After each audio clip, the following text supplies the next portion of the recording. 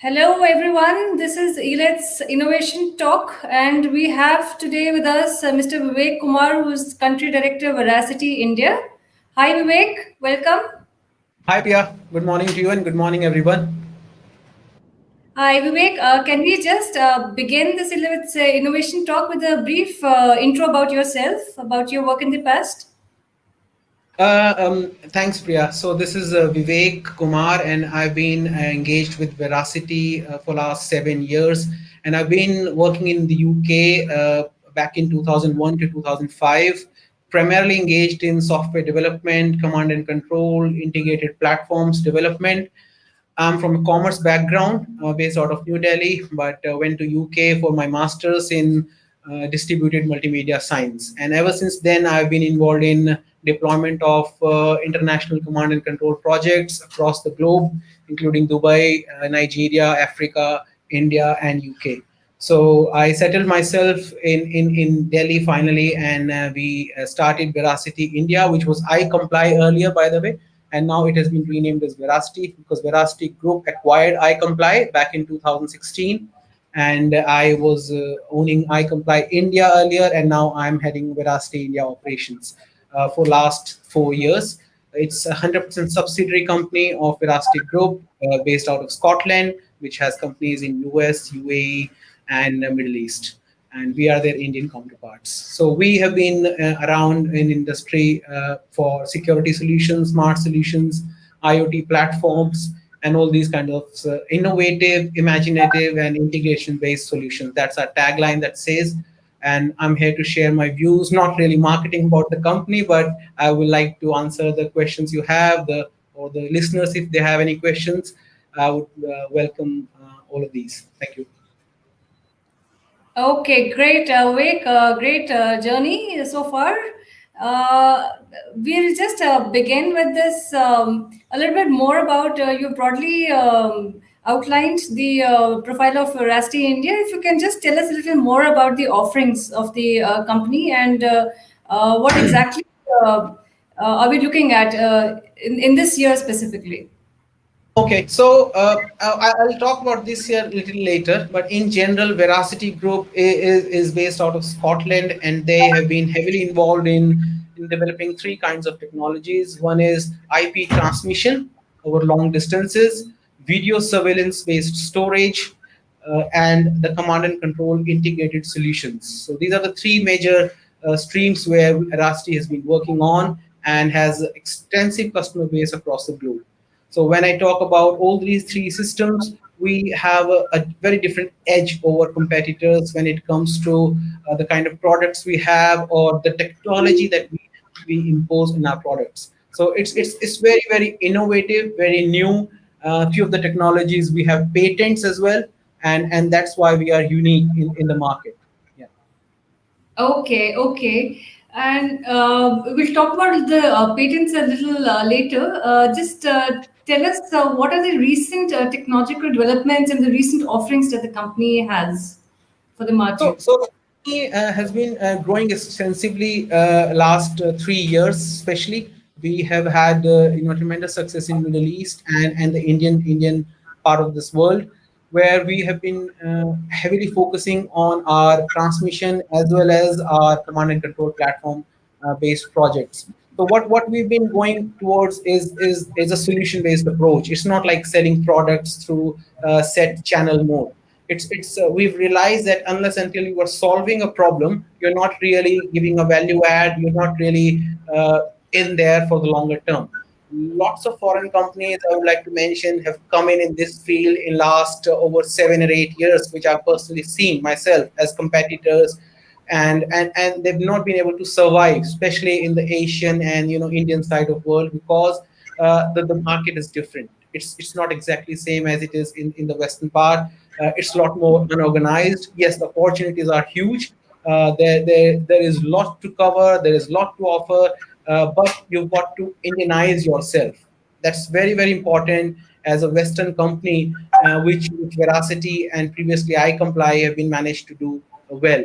And that's the reason the adaptability according to the regions you go in. You have to have a local team in place. You have to have local offices in place. which is what Veracity has been doing very good at in last 3 4 years. We don't just go out there with few employees roaming around. It's just we have a proper base and experience centers, sales staff, technical support team, so that we can offer the solution and we can support it, because that's very very important. You can come out there and you can sell your stuff and you can go back. So the customer retention is the key in today's world, as everybody knows. So I will not talk about the product, but about the general concept of Veracity, wherein we innovate products, we develop a good market for it, we go out there, deploy it ourselves, and then we support them. So that's I mean kind of mantra for any company to go out there and get a good reviews in the market, because that's something a lot of companies have been lacking. Okay, so can you tell a little more about how does Veracity India, what is the edge that Veracity India has over its competitors? Okay, so I mean, every company would have a list of USPs, or the edge you call them, over competitors.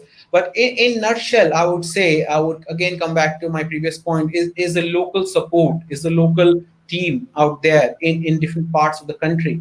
So when you have local teams, you can then support your customers. You can gain confidence of your customers, which is very very important. Something that we paid attention in well in advance.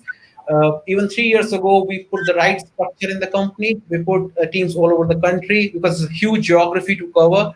And since it's a huge geography, you've got to have guys in every field. Yes, you can start with less number of people, but then you can expand upon them.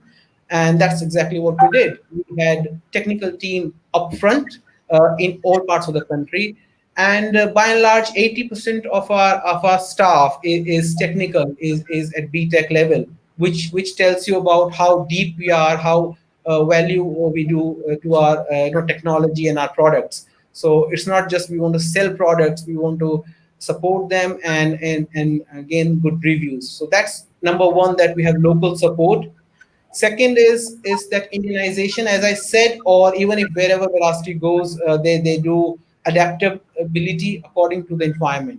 It can come in sales processes, it can come in support processes, it can come at various consultancy levels. You can't speak the same language everywhere. Something that we've learned really really hard way, because being operating in US and UK is very different to operating in rest of the world. Even Europe is similar for that matter. So that's something I have paid great attention 5 6 years ago, that bridging the gap between what Indian customer wants and what's out there in the Western countries as the best technology available, or the best product available, and then Indianizing it or customizing it if required, or bridging the gap between the requirement and the product that we have.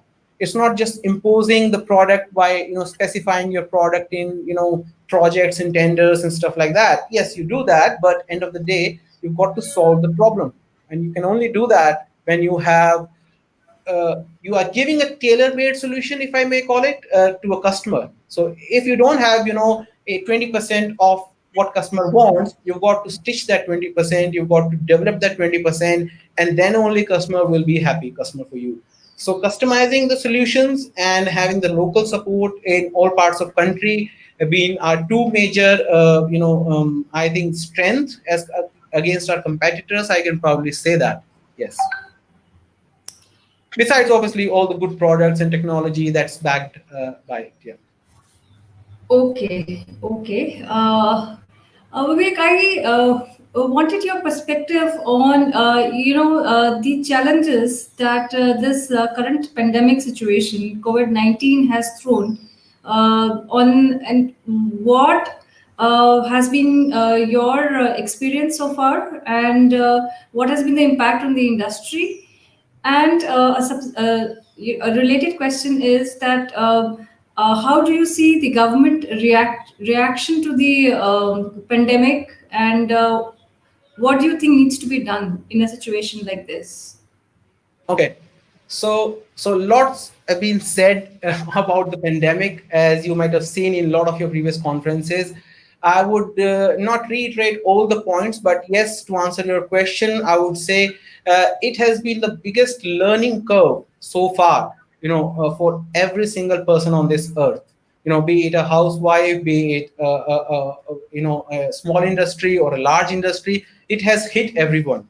And the person, the companies or the organizations who've been able to survive have had their, they've obviously done some right things to be able to survive.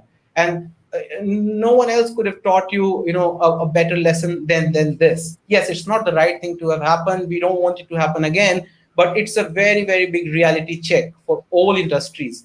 And I take it, and we as Veracity take it very, very positively.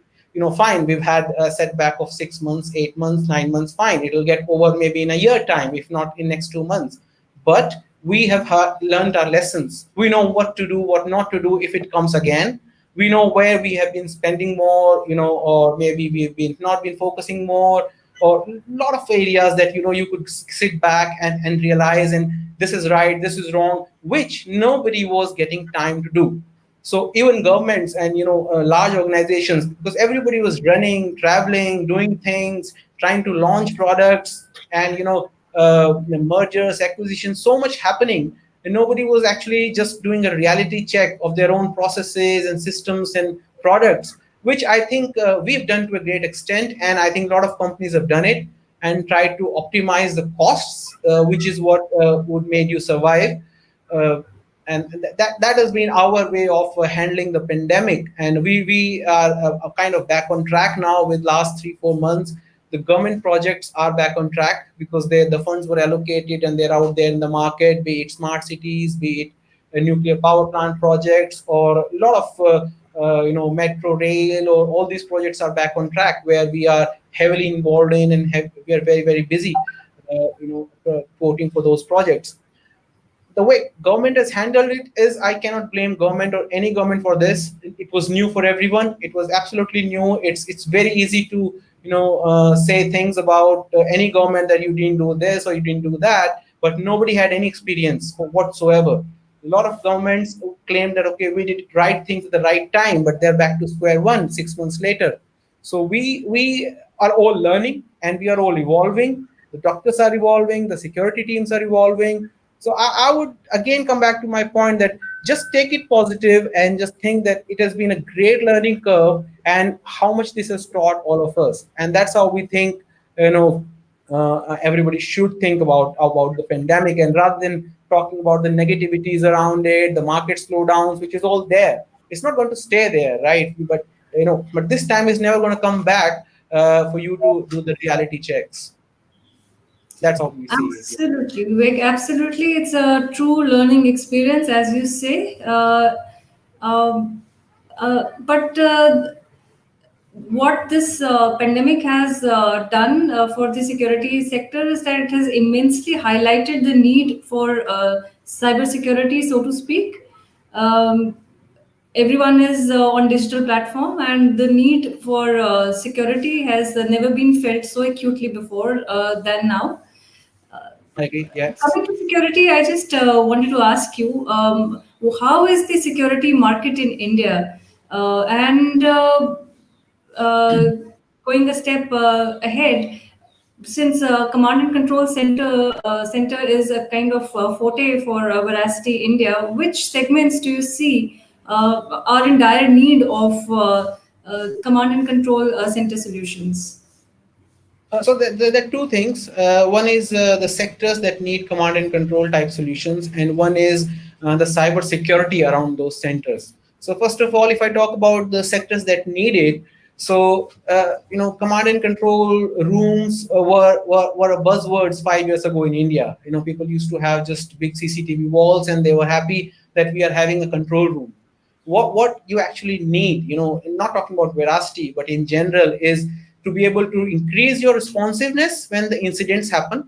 Incidents could be pandemic, incidents could be your fire, it could be your accident, or somebody's in danger, or a natural calamity. As an organization, as a city, as a country, how quickly are you able to respond to that situation is what that control room is supposed to help you with. Second is, how are you able to correlate all that data coming in from multiple systems, multiple sources, and how quickly are you able to build the trend analysis and make it not happen in future, at least try and build some trend out of it. So these are few things which are very very important, which Veracity has been aggressively focusing in their products, rather than besides obviously in doing a lot of integrations with other systems.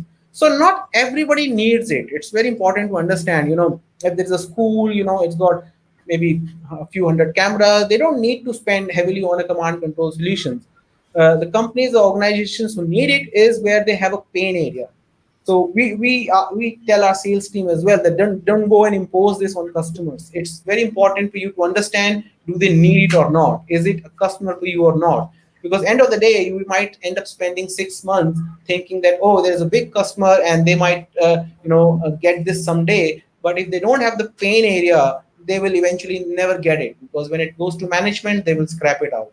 So the segments that need it are pretty much all the segments, but again, depending on how big they are, how critical their operations are, how critical their KPIs are, because it's key performing index. How important is it for you as a company?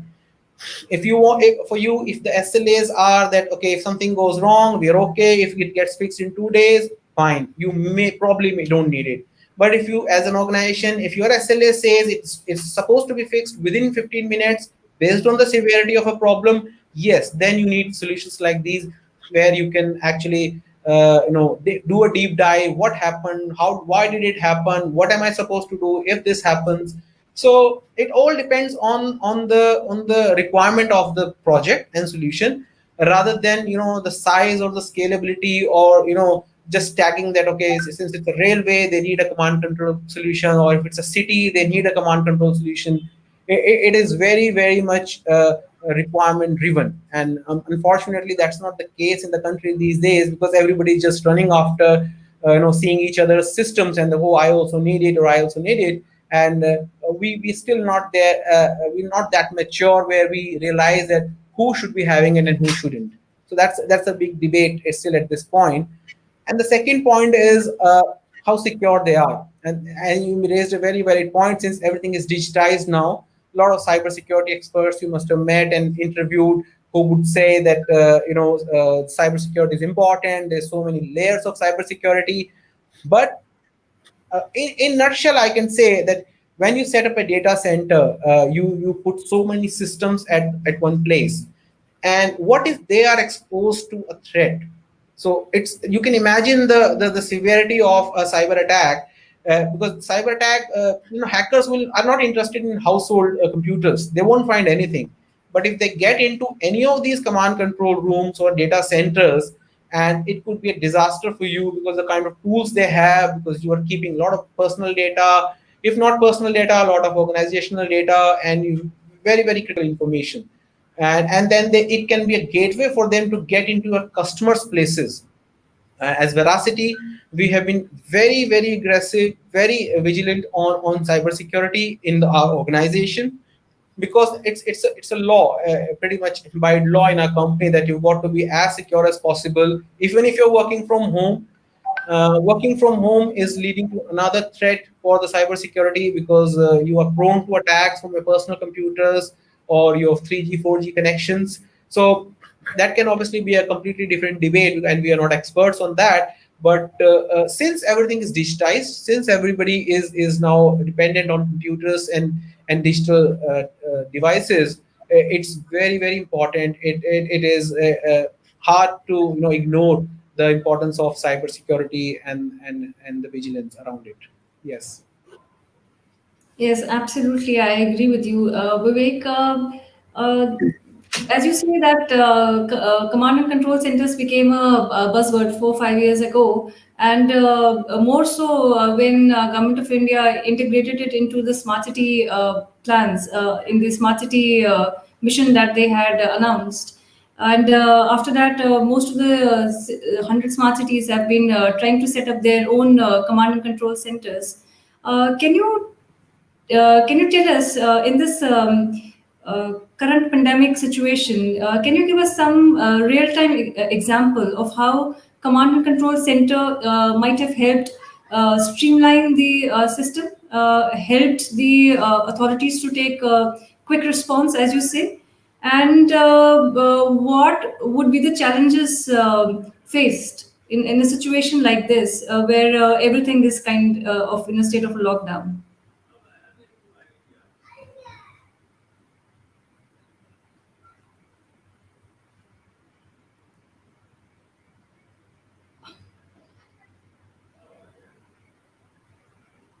I can't hear you. I think you're Oh, on sorry, mute. I was on mute. Can you hear me now? Yeah, I can hear you now. Okay, so what I was saying is and again it has been a very good testing phase for all the control rooms, all the smart cities that have been deployed in last 6 months or 1 year or 2 year. We've deployed quite a few in last few years, and you're right that that it became one of the hotspots that okay, we've spent so much money on this. How can it help us when it comes to pandemic like this? So, talking about our own experience, we can say we've done Kanpur, Bhopal, smart cities, and we've seen how it has helped customers, the authorities, because at this point, traffic violation is not a problem. The environmental sensor values going beyond the threshold is not a problem, but the COVID situation is a problem. So we what we did is we gave them a customized module or platform to capture the data from the COVID databases. When that happened, then they could correlate that with the location and the other systems they had. So it came very handy. It definitely came very handy because this was a single point of contact. The control room, municipal corporation's control room, became the single point of contact for the cities, for the personnel, and that was the whole idea. If anything goes wrong, if you have grievances, there should be a one toll-free number or one number you can dial in, and obviously from there you will be redirected who to contact, how to contact, and then at that point we are also collating the data at a single database that okay, where are the problems coming from, which location are the problems coming from, what type of problems are coming in the system. So yes, control rooms have played a major role, as I see in not only Veracity, many other control rooms deployed by even our competitors have been very very helpful, helping the uh, authorities and in general public. Okay, okay. Another thing that this pandemic has compelled us to do is look at work from home policy as a real time solution for organizations, not only in government but also in private, but also government sector as well. So, what has been the challenges that organizations and individuals have faced in this work from home policy, and how has Veracity India looked at it? Okay, so talking about Veracity, work from home.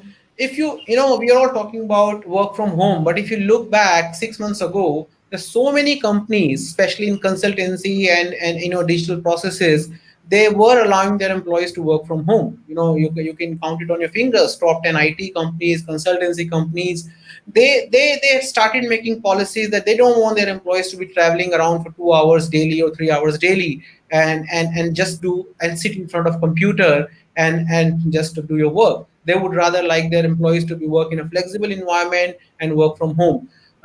Yes, it's tough for manufacturing, trading, and all these sectors. I understand where the physical contact, physical meeting is important, but large sector of our corporate world had already started work from home as a process.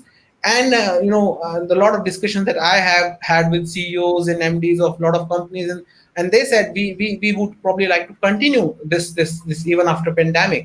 So work from home was challenging to start off with because it was under lockdown. So that there's a difference between working from home in a lockdown situation and working from home in an open world. So in a lockdown you have a lot of other stress factors around you. It comes from house, it comes from your relatives, you're concerned about the environment, and then working from home and you're like in a prison.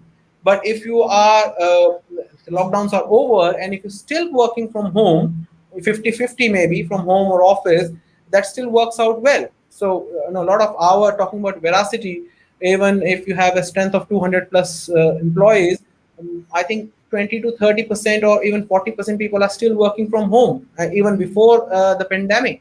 And that's how mobile we are, that's how flexible we are, and a lot of companies are these days because you achieve productivity. again, there can be a debate on this, that a lot of companies said the productivity wasn't going up when it was working from home. A lot of companies says yes, it was there, but again, it comes down to individual companies. How do you manage your work? How your employees are mature enough to do the work from home? So our most of the sales team, across the globe have been pretty much working from home offices or remote offices, or because their job was to meet, do online meetings, physical meetings, traveling, and so is the case with the software developers. A lot of developers have been, they've been preferring to work from home even before pandemic. So it has impacted us, but working from home has still had already been a process in Veracity. So yes, it's not nothing new for us for that matter. From work from home in context of cybersecurity, what are the challenges that it has thrown up in terms of cybersecurity issues, work from home? If you can talk a little about that. Yes, absolutely. This is very important now, because you can't be complacent about the fact that working from home, employees working on my office laptop, he's fine. You've got to make your work environment absolutely secure. For example, your simple things like USBs, which might not be allowed in your office, but somebody is trying to do it in at home, and if your laptop allows it, if your desktop allows it, it can lead you into big problems in the organization, because we've had cases where we've caught a few attacks. We've seen, not really attacks, but we've seen companies, and including our company, where we found a little bit of a malicious activity by any intrusion hacker, and we immediately spotted it, because every single device of our company is cyber secured, and it's being absolutely monitored at a central location or by some services running auto robot 24/7, which doesn't mean that we are monitoring their screens, but what we are monitoring is which websites are they going to, what are the breaches that are happening, anybody trying to attack any of our devices. So again, we are obviously a tech savvy company, we've been able to do that, but this is going to be a major requirement, even non-tech companies, that even if you're allowing your employees to work from home, the devices have to be, the mobiles have to be cyber secured, and a lot of utilities, there are a lot of systems around these days. I'm again not an expert on that, but they can. But something that we used to take it very lightly, a year ago. Obviously, the vibe had already started, the cyber security and the attacks and things, but it was more in the confined to the government sector. Now it has come to the private sector, and even the smallest of organization is thinking, how can I make my work environment secure? How can I make my employees secure? The physical security and cyber security. Okay.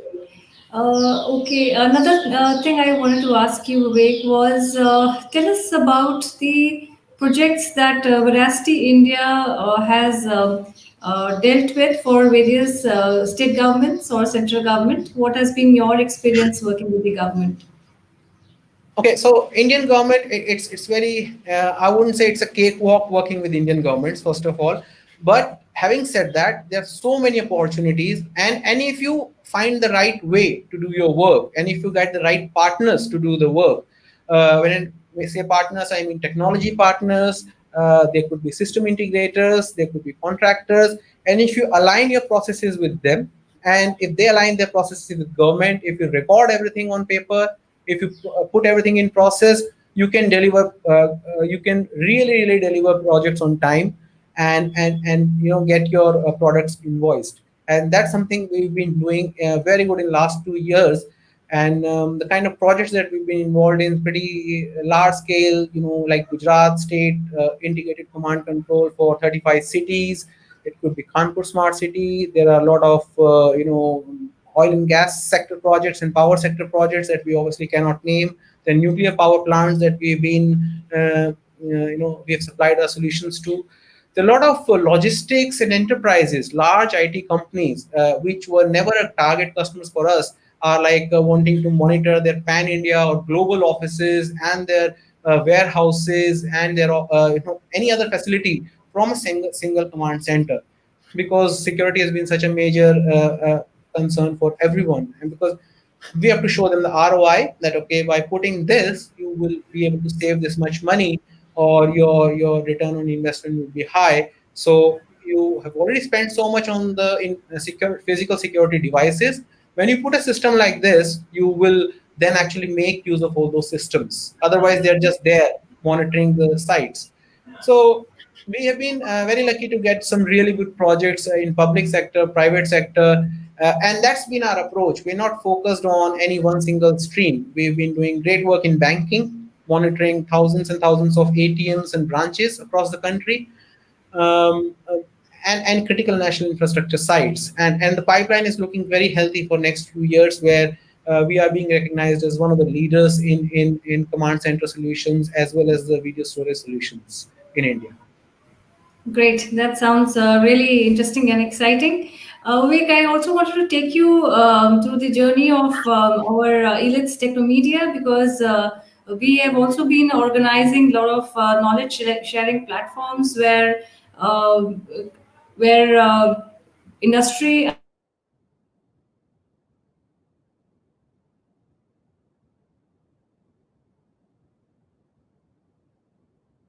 I think there's a network glitch.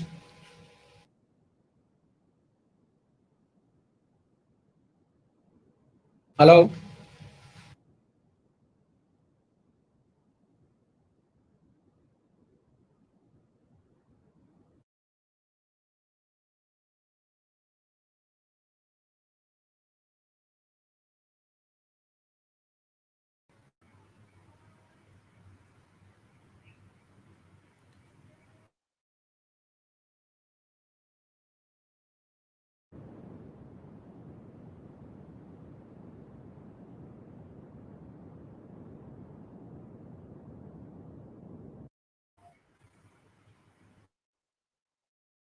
Priya, can you hear us?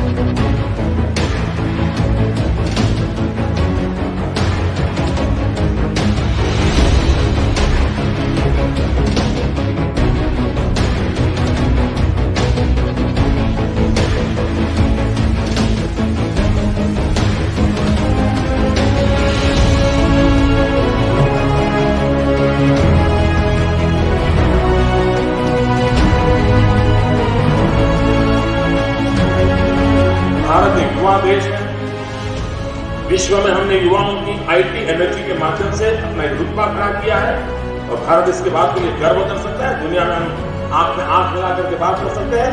और ये मेरा साथ मैं हमेशा कहता आया हूं, IT plus IT is equal to IT. Information technology plus Indian talent is equal to India tomorrow.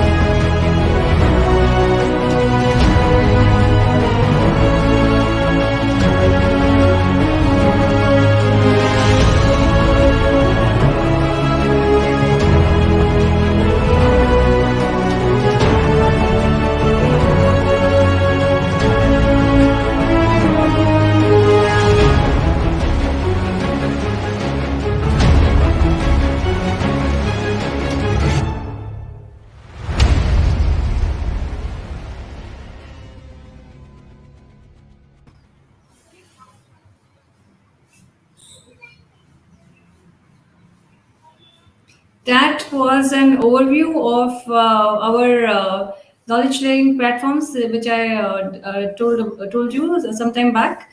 And continuing with this legacy, we have been trying to generate awareness about cybersecurity issues for the past decade or so. And our ninth Secure IT event is scheduled for 21st of October, where thought leaders and bureaucrats and policy makers from across the country will share a common platform and give their perspective and their overview of the need of cybersecurity and its issues. This is going to happen virtually on 21st of October. And Also in November is slated our knowledge exchange, where we will touch across a whole spectrum of sectors. And we hope our association with the Veracity and its products that we can highlight at the various platforms continues. So let's hope that we stay in touch and keep connecting. Thank you, Vivek. Stay safe.